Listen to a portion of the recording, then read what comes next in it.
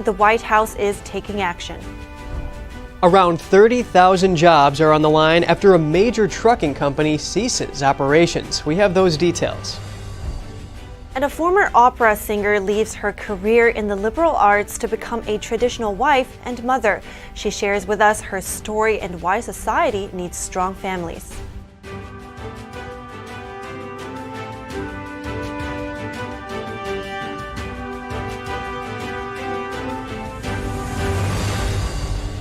Good morning. Welcome to NTD. I'm Kevin Hogan. Good morning, and I'm Evelyn Lee. Today is Monday, July 31st. And you know, Evelyn, there is a last-minute twist to the Devon Archer story. Oh, you were talking about the Daily Mail article. Yeah, that's right. They have a document from the DOJ that says that they did not intend for Devon Archer to be jailed before his testimony. Oh, so any statement from the DOJ? Now, we reached out, but we haven't heard back yet. But here's what's going on. Right. So, is the Department of Justice trying to intimidate a key Biden family investigation witness? That's what some Republican lawmakers are saying about a weekend letter seeking the imprisonment of Devon Archer. NTD's Daniel Monahan has more on the case. The DOJ issued the letter to the Southern District of New York on Saturday. It stated, "The government respectfully requests that the defendant be ordered to surrender at a date and time determined by the court to a facility designated by the Bureau of Prisons to commence his term of imprisonment." Devon Archer is a business associate of Hunter Biden. He is set to testify in a closed-door hearing this week with the House Oversight Committee regarding his business dealings with the first son. Lawmakers want to find out whether President Biden had any involvement in the dealings. Archer was sentenced in February 2022 to a year and a day in a scheme involving the fraudulent sale of $60 million worth of tribal bonds. However, since then, Archer has been free. He's been awaiting news on the date when he'll need to turn himself over to authorities after the appeals court recently upheld his one-year sentence. House Oversight Committee Chairman James Comer commented on whether the DOJ normally sends such letters on Saturday on Fox News. Never. This is the first time I've ever heard of the Department of Justice doing anything on a Saturday. Comer feels that the letter is an attempt to nudge the judge into sentencing Archer. It's odd that it's right before he's scheduled to come in to have an opportunity to speak in front of the House Oversight Committee and tell the American people the truth about what really went on with Burisma. Comer says it's uncertain whether it's just a coincidence or what he called another example of the weaponization of the Department of Justice. But he says the lengths the Biden legal team has gone to encourage people not to cooperate with the investigation or banks not to turn over bank records is very troubling. Archer's attorney says Archer doesn't believe that the weekend memo constitutes an effort at intimidation, adding that Archer intends to arrive as planned for his testimony on July 31st. Daniel Monahan, NTD News. Former President Trump says 2 more indictments are likely coming his way, but that even a conviction won't stop him from pursuing his 2024 White House bid. Trump continues to lead the crowded GOP field by a wide margin in the polls despite his legal challenges. Republican voters at a rally in Pennsylvania over the weekend shared why Trump has their support. NTD's Jeremy Sandberg has the story.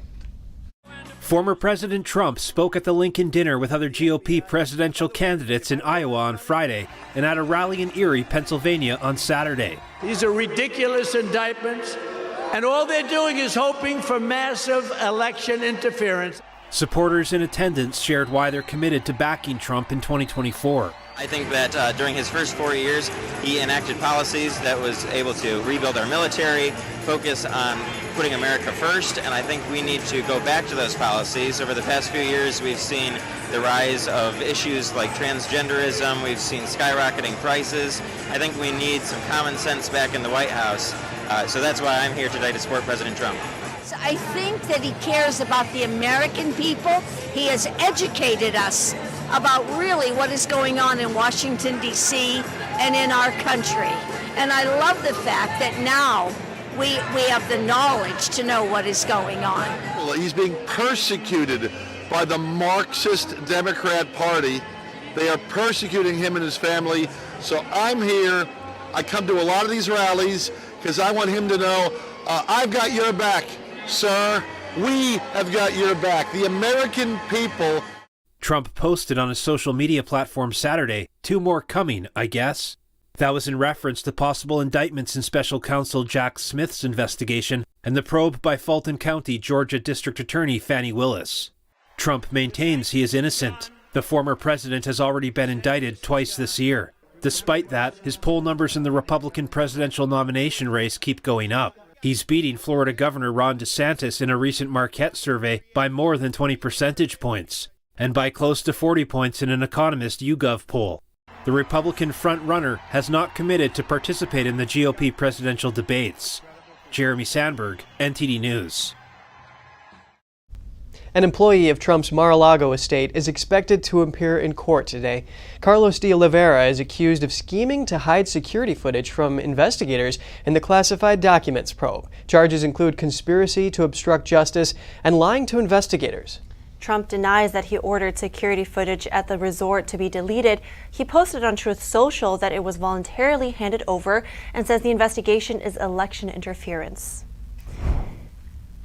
A change in how serious military crimes like sexual assault are prosecuted. President Biden signed an executive order on Friday that gives independent military attorneys the final word on their prosecution. NTD's Daniel Monahan has more on the move that strips that power away from victims' commanders. The order formally implements legislation passed by Congress in 2022. Its aim was to strengthen protections for service members.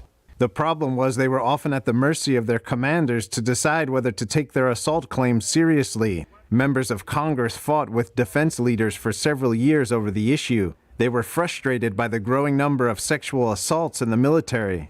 They argued that commanders were sometimes willing to ignore charges or incidents in their units to protect those accused. They felt the use of independent lawyers would beef up prosecutions. Military leaders balked, saying it could erode commanders' authority.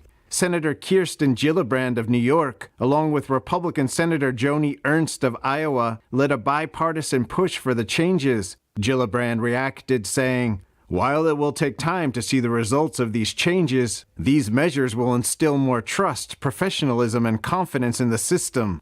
Other serious crimes now moved outside the military chain of command include domestic violence, child abuse, and murder. The changes were among more than 24 recommendations made in 2021 by an independent review commission on sexual assault in the military. It was set up by Defense Secretary Lloyd Austin and was included in the annual defense bill last year. But since it requires a change to the Uniform Code of Military Justice, it needed formal presidential action. The Biden administration is calling it the most sweeping change to the military legal code since it was created in 1950. Daniel Monahan, NTD News. Efforts to promote diversity, equity, and inclusion, or DEI, in military academies have drawn opposing views. Some are condoning the move because it fosters enrollment by minorities, while others allege it is a destructive political ideology spreading through the U.S. military. I wanted to learn more about the impact of this initiative, so I spoke with a retired naval officer. Take a look.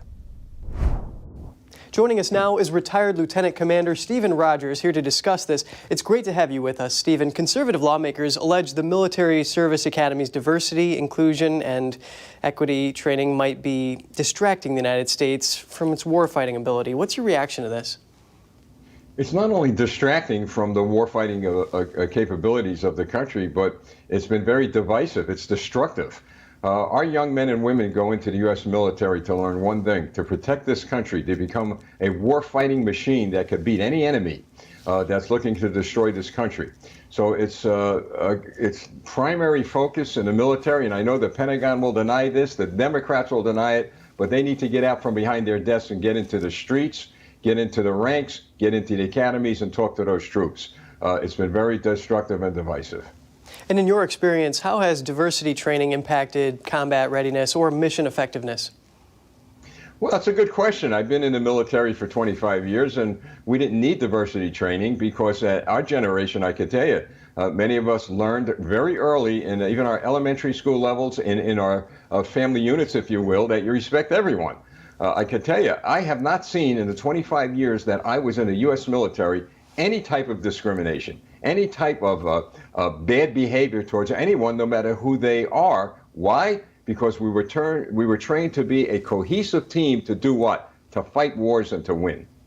Looking at this from the other side, Democratic lawmakers and military leaders say that these inclusion efforts are critical to national security and readiness of the force. They denounce Republicans, saying the GOP is inflating how much focus and time is allocated here. How extensive is this program, and is the scale important? The scale is very important, and I would venture to say that most of the people who are in favor of this never wore a military uniform. I'd love to see those numbers. But the fact of the matter is that it is affecting national security in a bad way.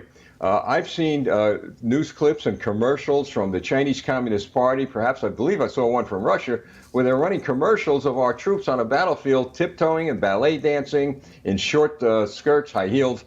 I mean, think about the morale that this has on our warfighting troops and the morale it has on our enemies. It's complete upside down and inside out.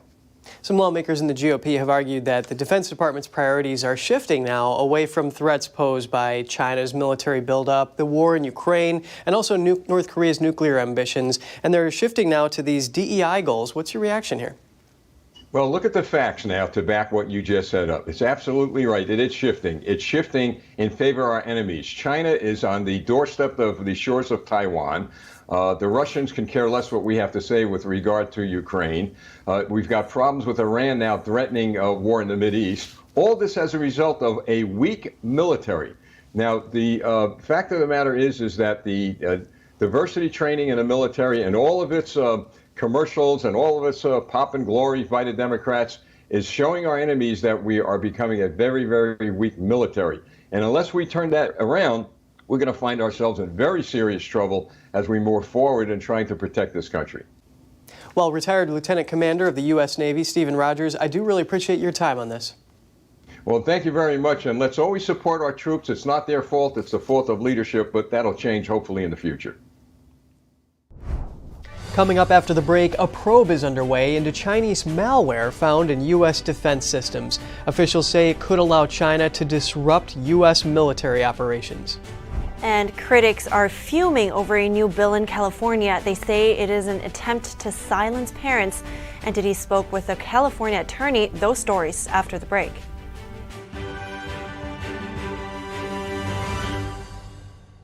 It's just clear as day. The media, whether it's broadcast, cable, or print media, has become extremely biased. And I started looking online for alternative ways to get information. And I saw an ad for a free trial. And I looked at it and I said, Epoch Times. I mean, come on, this is end of days type of stuff. I mean, what are they going to be talking about here? And I said, well, it's a free trial. Let me dig in. Is it giving me both sides? Is it giving me an objective point of view here? I have looked for opportunities to see where they might be biased, and I don't find it. It has given me a level of trust in media that I didn't think I'd ever get back. I love the Epoch Times because it has renewed my faith in the idea that a reliable, responsible, non-biased source of information is available. And I can say that I love it because of that. The stories that need to be told, the voices that need to be heard, the truth that you need to see. Get unbiased and in-depth news. Don't miss a beat. I'm Stephanie Cox. At NTD, we're here for you. What is China like really? Is it defined by its giant economy, an oppressive government, or its people? By the worst persecutors or the most courageous freedom fighters? We're lifting the veil to look at global impacts and how close the regime is to your doorstep. From eyewitnesses and analysts, get the facts. Here on China in Focus.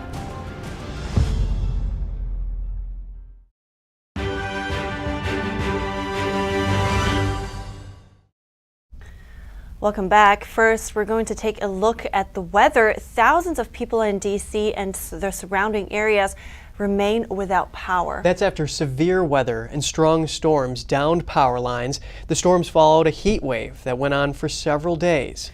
The area reported wind gusts in excess of 55 miles per hour. Multiple roads were closed due to fallen trees. Local utility companies say they're working through the night to restore power to the area. Police are investigating whether the death of a 43-year-old man in Virginia came as a result of the storms. However, the cause of death is not yet determined. The local utility companies say they aim to fully restore power by Tuesday, but haven't yet issued an estimate. Moving on to China, China may have planted malicious software in the U.S. defense system. A New York Times report says the federal government is urgently tracking the cyber malware, saying it could be devastating to U.S. military operations.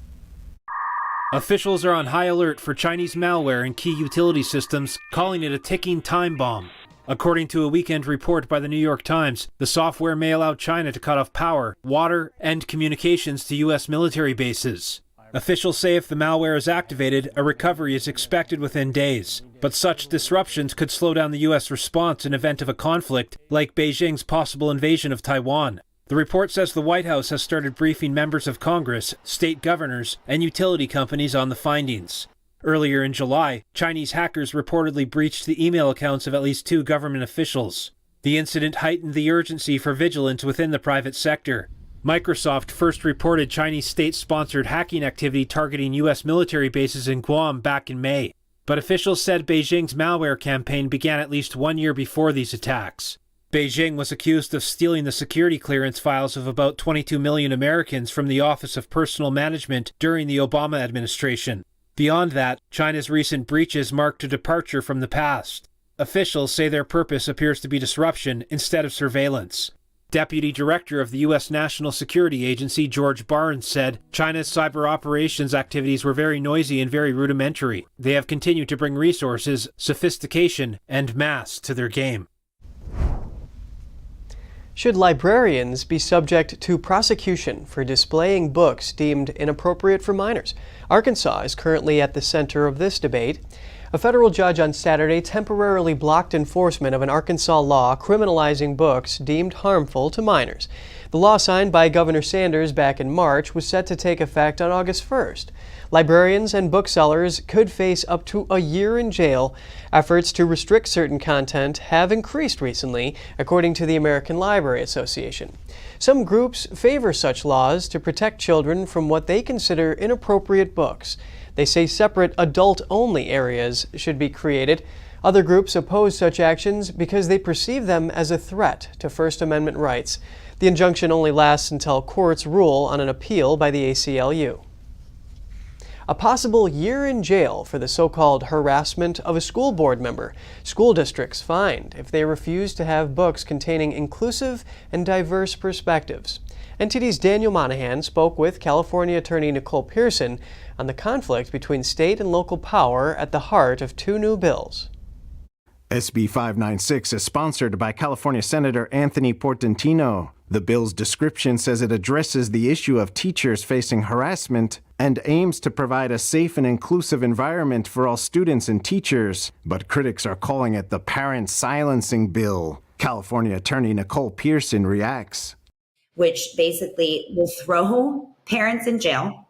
There's a 1-year imprisonment and a fine of up to $1,000 if they annoy school board members outside of a school board meeting. This mother from Glendale, California, is opposed to the bill. The bill is designed to shut parents up about indoctrinating teachers who are sexualizing our kids. The concerned parent says laws are already in place that address harassment against any person. Theft is legal up to $950 a day in the state of California, but you want to jail parents who are protecting our kids? The intent of the bill is to chill speech. We know it, and you know it.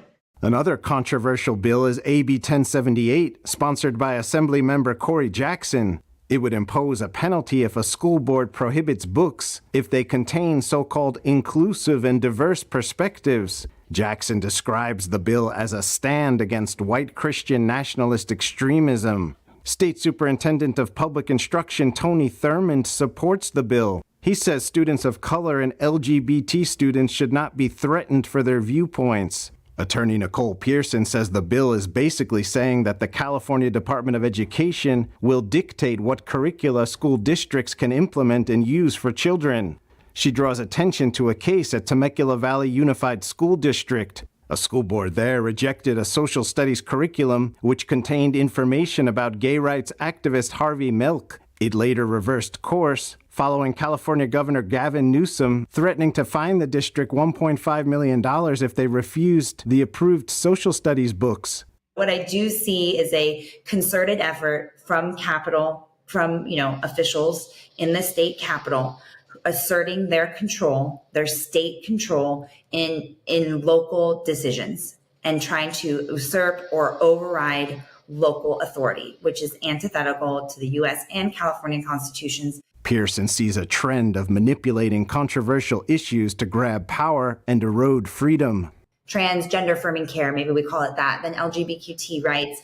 We had COVID, we had BLM, systemic racism, CRT. There's always the Trojan horse, that there'll always be some hot button topic that they are going to use to usher in these bills, which at the end of the day are ultimately just seeking to concentrate all of the power in the state government as opposed to local government governing bodies, which is where we can actually be involved in the day-to-day and actually assert our authority as California residents and American citizens.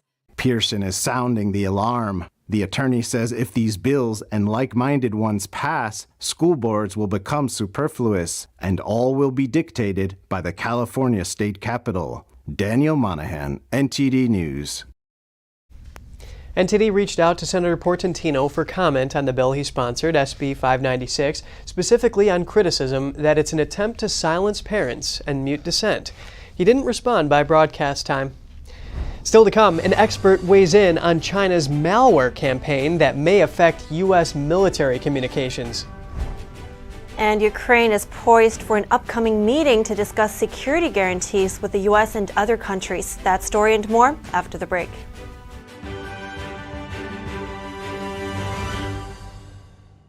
Anyone who's ever sold a home will tell you it's really hard. And it's one of the biggest financial decisions you'll ever make. That's why who you work with matters.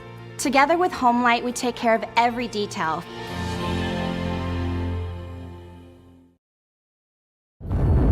I was vaccinated because I'm a carer. I've had all three and I have the flu one as well. As far as the government is concerned, I believe they are doing the best thing for the nation. I just thought it was better that I get it done. I wanted to protect other people. The COVID vaccine has been hailed as a medical and logistical success. It's claimed that millions of lives have been saved, but there's growing evidence that the jab can have devastating consequences. They actually told my wife and two children they had no hope, and if I did survive, it would be from the waist up. You take one for the team, so I took the vaccine, but now the team's run in the opposite direction. Just to let people know that when it goes wrong, there's like no help at all.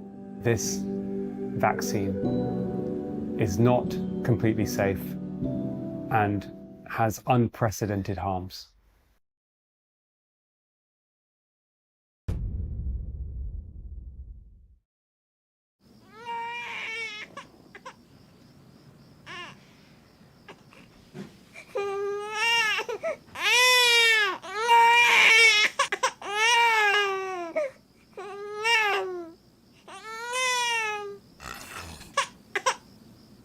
If you love them enough to suck the snot out of their nose at 4 a.m., then surely you'll check nhtsa.gov/the right seat to make sure they're in the right car seat.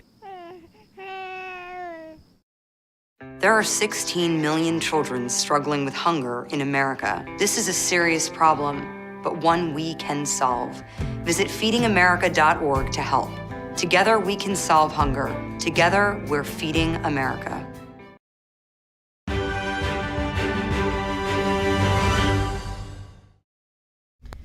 Welcome back. China may have planted malicious software in key U.S. military systems. Officials are on high alert for Chinese malware in key utility systems, calling it a ticking time bomb. A New York Times report says the federal government is urgently tracking the cyber malware, saying it could be devastating to U.S. military operations.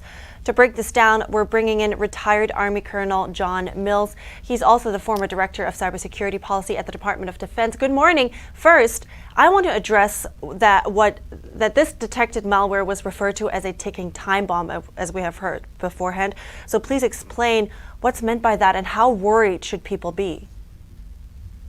Well, good morning, Evelyn. So just a little while ago, Volt Typhoon was announced, and that was the Chinese penetration of sensitive networks, Department of Defense, intelligence community networks on Guam in the Western Pacific.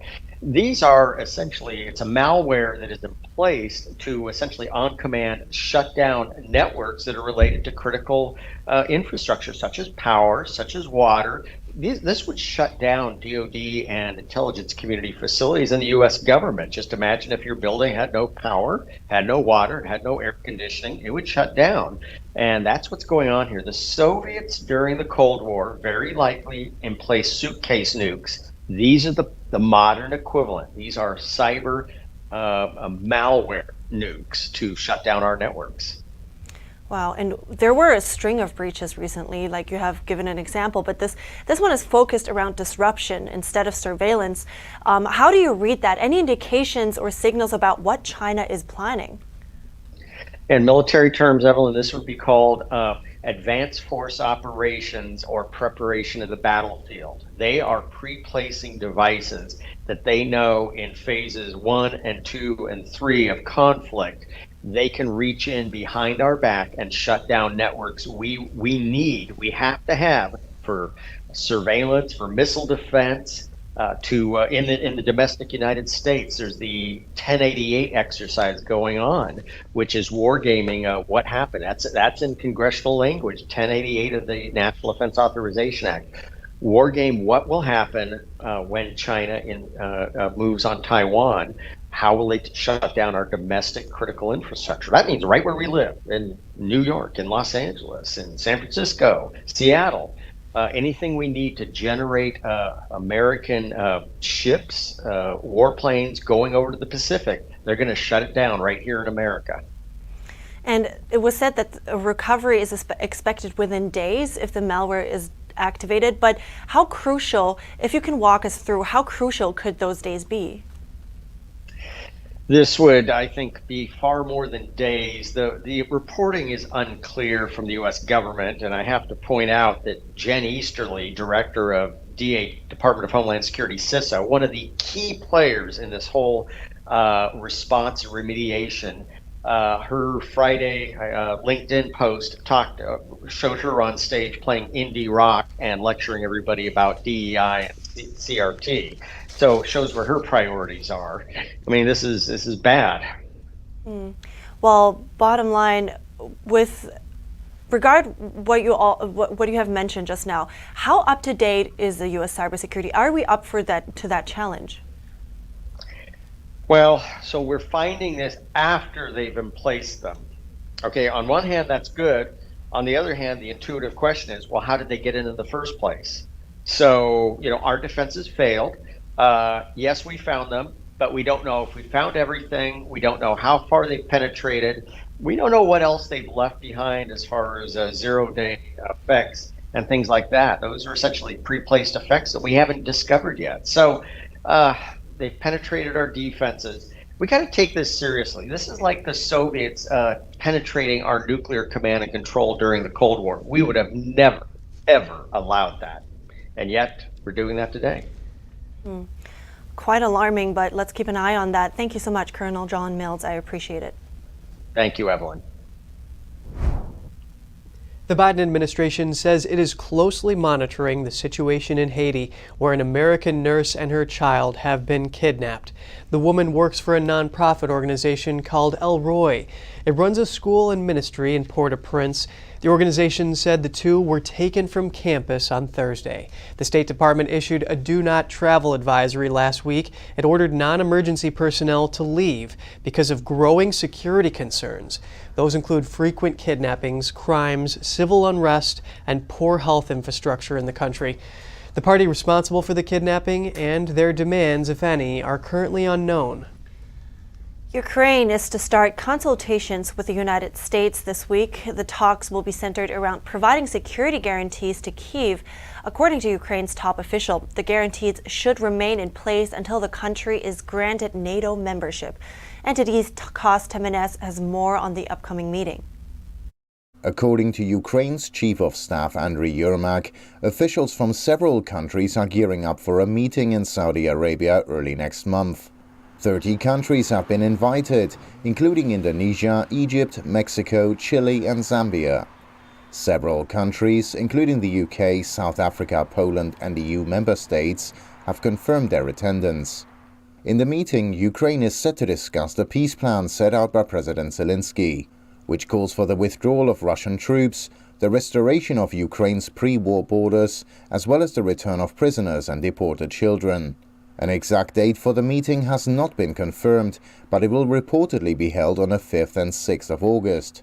According to Yermak, the meeting will be held in 3 phases, culminating into a meeting of heads of state and government.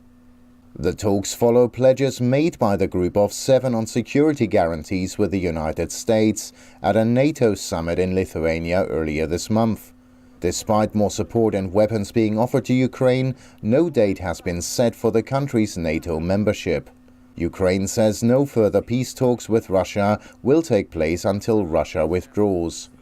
Meanwhile, Russia's defense ministry said it had downed 3 Ukrainian drones early on Sunday.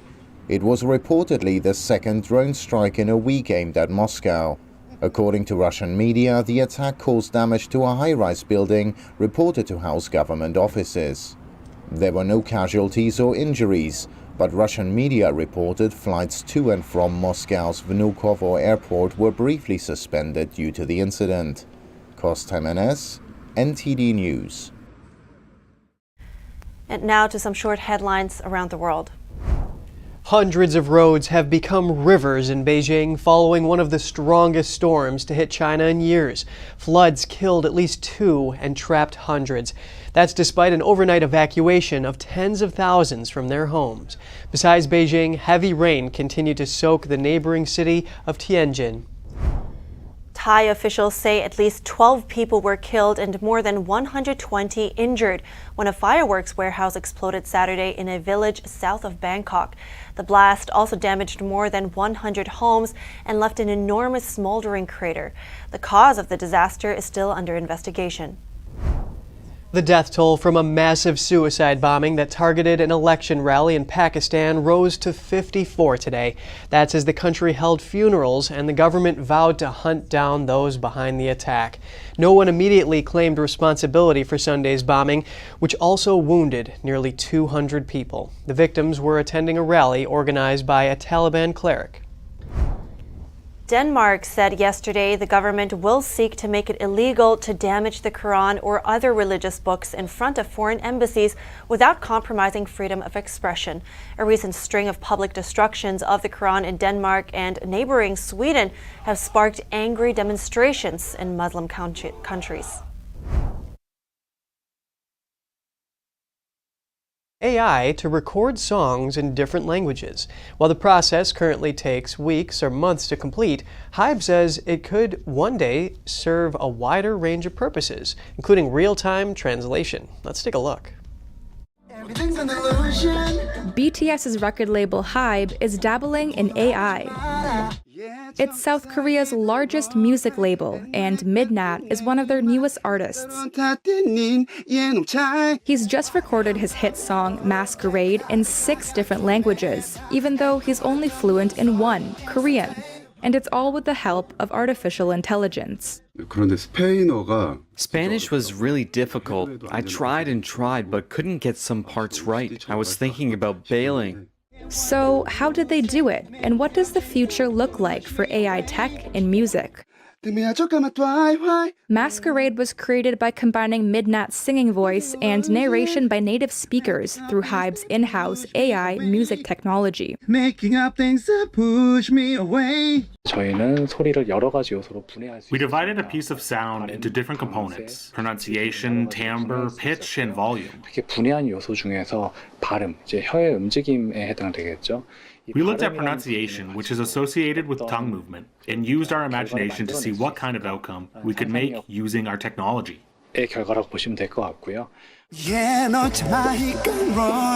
Here, you can listen to what Chung is talking about.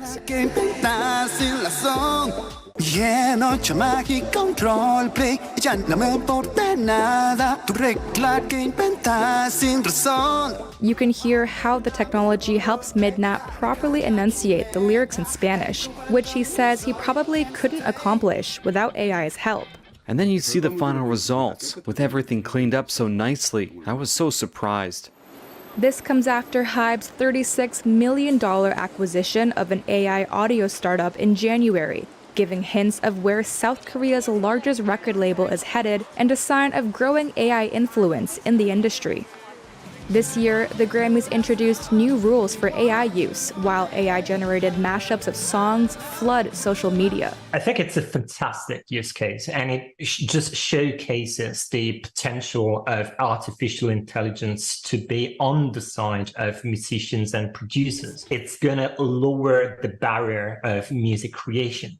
It's a little bit like Instagram for pictures, but in the case of music. He argues the general public will benefit from AI technology in the long term. Hybe's pronunciation correction technology currently takes weeks or months to complete. But as the process speeds up, the company says it could serve a wider range of purposes, including a real-time translation. But now, through this technology, I can share my songs with global fans, and fans can also listen to my songs in a familiar language. Wow, sounds like a game changer for the entertainment industry. Yeah, a lot of applications for those technologies. And still to come, a major trucking company with 12,000 trucks puts the brakes on operations. 30,000 jobs are in the crosshairs. And gun-related violence has become a significant problem in the U.S. So how do you make sure you react appropriately if you ever get into a dangerous situation? I spoke to an expert.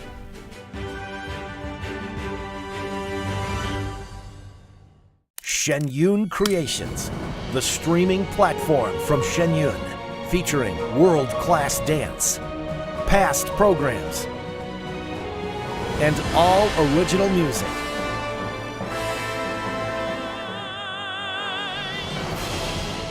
Masterclasses, behind the scenes, comedy, and more. Explore shenyuncreations.com.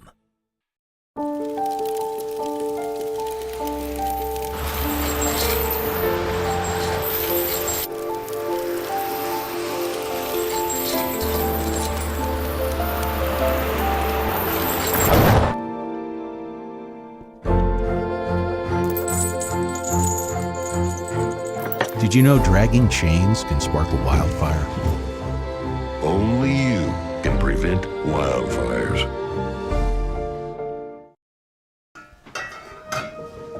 Hey, I told you enough of that. But look, this is different. It's Ganjing World.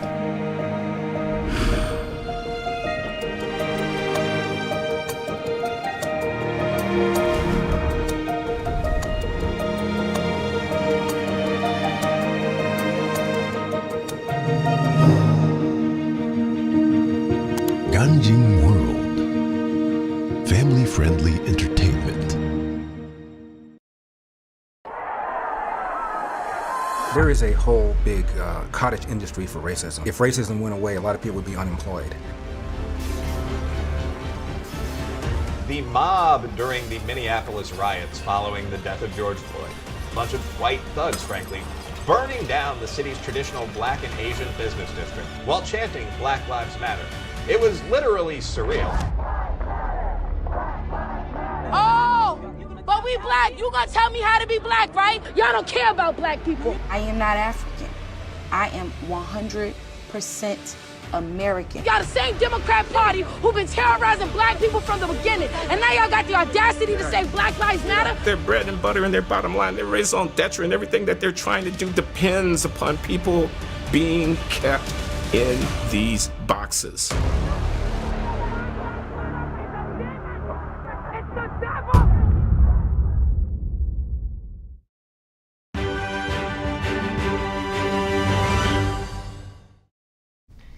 Good to have you back. Student loan borrowers heard good news from the White House yesterday about the launch of a new repayment program and website. Borrowers eligible for the student loan program already have online access to apply for it. The new income-driven repayment plan features a short, one-time application that can be completed in minutes. Students enrolled in the previous Repay program will be switched automatically to the new Save plan. Some students may now have their payments cut in half and see remaining debt canceled after 10 years. Unpaid interests won't accrue for any borrowers making their full monthly repayments. The website is currently live in beta version, with the full website rolling out in August. Students will restart making payments in October after a hiatus during the COVID pandemic. And from education to public security, non-citizens can now become police officers in Illinois. Governor J.B. Pritzker signed a new law Friday, which takes effect immediately. Illinois is one of an increasing number of states to allow non-citizens on their police forces. This reflects staffing shortages that have become a nationwide issue. The Illinois FOP represents over 30,000 officers. They're protesting the new law. They expect the move to cause a potential crisis of confidence there. Others view the move as bringing law enforcement into alignment with other professions like doctors, military, and firefighters. Chicago is very much in need of new recruits. They've been unable to replace most of their officers from the wave of quits after the death of George Floyd and the anti-police riots that followed. Cash-strapped U.S. trucking company Yellow Corporation has ceased operations and is filing for bankruptcy. This after failing to reorganize and refinance over $1 billion in debt. The move means 30,000 people are at risk of losing their jobs. Yellow avoided a threatened strike by 22,000 Teamsters represented workers earlier this month. The company has 12,000 trucks. Its customers include large retailers like Walmart and Home Depot. Part of the company's debt is a $700 million pandemic relief loan provided in 2020 in exchange for a 30% stake in the Tennessee-based company. A woman is suing Delta Airlines over sexual assault claims. She says flight attendants overserved alcohol to a man who became drunk while on board and then groped both her and her teenage daughter. The alleged incident happened during an international flight last summer. The suit claims the flight attendants ignored the mother's pleas for them to stop serving alcohol to the man and that the passenger was making them feel unsafe. The plaintiffs in the case say during the 9-hour flight from New York to Greece, the man made obscene gestures and sexually assaulted the 16-year-old girl sitting next to him. When the plane landed in Greece, the man was allowed to walk free, despite the mother's request that authorities arrest him in Athens. Delta has not commented on the suit, but says the airline has zero tolerance for passengers who engage in inappropriate or unlawful behavior. In other news, in California, a bomb squad was called after 2 mysterious packages were apparently parachuted into a neighborhood. Authorities in San Dimas say deputies responded to a report about the packages. Deputies in turn evacuated nearby residents and an arson and explosives unit was dispatched. The unit was able to determine that the packages were part of a science experiment project. People in the neighborhood were quickly notified and returned to their homes. Sadly, we keep hearing about shootings. Gun-related violence has become a significant problem in the U.S. So how do you make sure you react appropriately if you should ever get into one of those situations? I spoke to an expert. So certainly an active shooter event is something that we at Guidestone consider to be part of our wheelhouse to be able to help guide, advocate, and protect specifically faith-based nonprofits against this threat within their risk management. Here at Guidestone, we recently launched a new website at guidestone.org/safety and security, where you can see free content, videos as well as downloadables, to be able to help you know how to be able to react if you actually had an active threat in your presence, in your facility, in your school, or even if you were just out at the mall or something like that. It gives everyone just practical advice on what they can do if they're faced with, especially an active shooter event around them. So about that, how to react, tell us more about the safety and security training courses, like as in why is a person's natural fight or flight response, for example, not enough in this case? Absolutely. And we have found actually through the statistical research that we've done that the average person, when they start hearing gunshots, they run towards them instead of away from them. We have this natural inclination to run. So we don't want to necessarily go and just fight immediately, but our brain immediately says run towards this thing. And it's this crazy thing that we have to train ourselves not to do that. But instead, if we're trying to get out of a bad situation, we have to think, where is that coming from and how can I run the opposite direction? And the training that we do teaches 3 different options that you should consider anytime you're in the middle of an active threat situation. The first one is consider whether or not there's an opportunity to run away. So we would just say, get out. That's the phrasing that we use here. The second one is to lock out. If you're inside of a school building or a church, is there a way to seal off the doors in your room or get people to a safe room and then seal off the doors? And then we even show in these videos practical ways without door locks to be able to lock out. And the third one, if it happens, is to take out the active threat, to be able to protect others by being able to do that. Thank you for pointing out those steps that people should follow. And another question would be, how can people really be prepared? I mean, people might feel prepared, but what happens when you actually come into that situation? So how about mental preparedness? Absolutely. You have to walk through it in your own mind first. You have to actually admit the fact that this could happen. And that's just something that we've had to face, especially in the United States in the last 20 years. I mean, when we talk about the statistics from 2022 having more active shooter events than the previous 4 years, according to this most recent FBI report, we're starting to recognize that everyone needs to have a plan in case this happens around you. Now, we don't try to scare people and say this will happen. We're not playing that game. We're just saying, what if it does? Do you have a plan? So mental preparedness from admitting that it could happen around you is step one. And then it's, what do you do? So many people I could ask, hey, what would you do if all of a sudden you were in a situation where somebody walked into your house of worship and started shooting? They would say, I have no idea. I hope that I would react. I hope that I would protect my family. I hope that I would take them out. I hope that I would survive it. And even though we believe in hope here, we don't think hope is our strategy to be able to move forward in these situations. They teach you things like an active shooter is focused on what's right in front of them in their mission. So whenever things come into their peripheral, they get distracted. So if you can throw something at them, whether it's a hymnal in a church or whether it's a chair right next to you, they will stop shooting for a second and try to knock that out, giving precious seconds to people to get to safety or allowing someone else to take them out. The worst thing you can do is lay on the ground and be a sitting duck. So I've got Christian schools calling me, John, how can you help us and our teachers be prepared? So I go, check out my training. I'll teach teachers how to lock out their classroom. Don't just sit in a corner and wait. Actually bridge tables across your entire room from one wall to the other so it's impossible to open that door. Actually stick your foot under that door and press against the corners of it in a certain way, which you'll see in these videos, so that you as a teacher, even if you're thinking that you're frail and you're unable to protect your kids, you will have strategies to be able to do that. If you're in a situation where all of a sudden the active shooter comes into your room, distract them with everything you can possible while someone else gets them to safety. And start to train your entire staff on these practical steps on what you can do, on getting out, taking out, or locking out. I think those are great points. Thank you so much for walking us through those and getting people prepared. John Murphy, I really appreciate it. You're welcome. Thanks so much, Evelyn. Thanks for bringing us those tips, Evelyn. You know, it's always good to be prepared, but it's a really good thing if that training never has to come into action.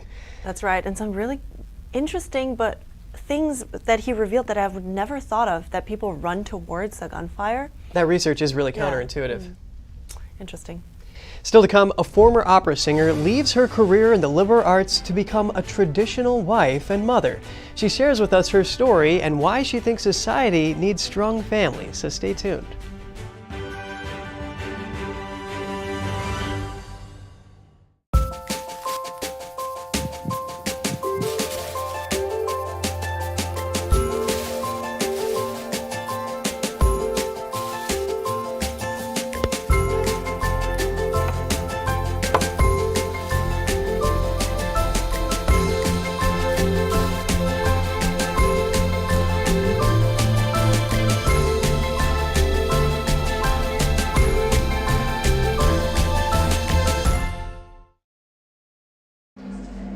Life doesn't always give you time to change the outcome. Prediabetes does.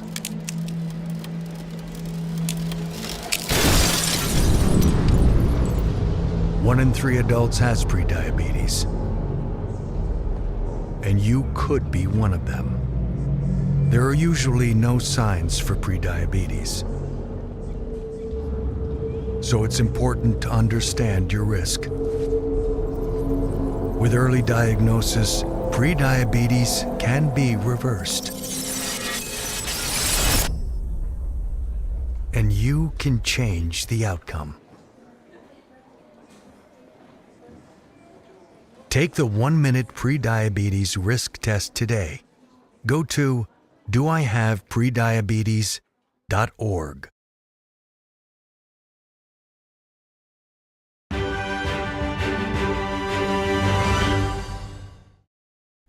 Welcome back. In today's inspired story, we hear from a former opera singer who left her career and chose to become a wife and mother. The homemaker tells us how she found empowerment through the process. Let's take a look. 29-year-old content creator Abby Roth grew up Orthodox Jewish and was an opera singer who performed around the country. But then in 2017, just 2 weeks after meeting her now husband Jacob Roth, she realized she was chasing the wrong dream. I knew that what was really important, the values I really held dear, the faith that was so valuable to me, were being put aside in favor of something that wasn't ultimately going to bring me full meaning and full happiness. Because having a family, being a part of that family, and really helping raise the next generation was what mattered most. Roth told NTD that she could feel the left-leaning culture prevalent in her workplace overshadowing her traditional beliefs. After her marriage in 2018, Roth chose to become a homemaker. She's currently living in Florida with her husband and their 15-month-old son, and she's pregnant with her second child. You might think everything that I've loved before, it's going to be exactly the same after I have a kid. I can say that my entire goal in life shifted when I saw my son. It was just like so easy to recognize what I was here for. It was an amazing thing to know the meaning of life and just be holding it in your arms, right? Roth says she feels blessed that her husband's career allows for her to stay home and raise their baby. Roth tells NTD that being a traditional wife is similar to being a traditional husband, that is, respecting the institution of marriage and putting your spouse first. Far from feeling oppressed in her gender role, Roth says she feels empowered as a woman. We're not oppressed. We're actually even more empowered than the women who are buying everything that they're being sold. But even on top of that, there's the internalized misogyny, which then takes away any responsibility for the positions we actually have. Because it's if you were brainwashed, then you can't take responsibility for your beliefs. You can't take responsibility for your actions. Roth explains that her decisions in life are deeply influenced by her faith and her relationship with God. She comments on the current trend in society, which seeks to erase the differences between men and women. Knowing that there are differences between men and women is really the first step to embracing reality. And if people don't want to live in reality, then they're going to fight the things that I'm saying and say that they're controversial. Yes, I think that to most people, it's obvious that like societies are built on strong families. Civilizations grow because we need a father and a mother raising their children and being there for them. And even saying that is controversial. The former opera singer says she's happy to be able to support her husband so that he can support the family. In her words, without strong families, without belief in God, and without warm and supportive communities, we have a declining society. Roth started her YouTube channel called Classically Abby in 2019. Her hope is to impart to women how to be classic while living in an era that encourages otherwise. Roth says asserting her traditional role in a feminist world is still a battle. Well, you gotta do what really makes you happy deep down inside. Oh yeah, that's true. I guess she found her thing. Yeah. I am interested to see more of her arguments that she makes, though. It is an interesting lifestyle. It reminds me of the trad wife story we did, where they don't allow friendships with the opposite sex. Yeah. Well, like I said, interested to hear more arguments about that. That's all for today's program. We'd love to hear from you at goodmorning@ntd.com. Shoot us an email if you'd like. Happy Monday, everyone. Thanks for watching. I'm Evelyn Lee. And I'm Kevin Hogan.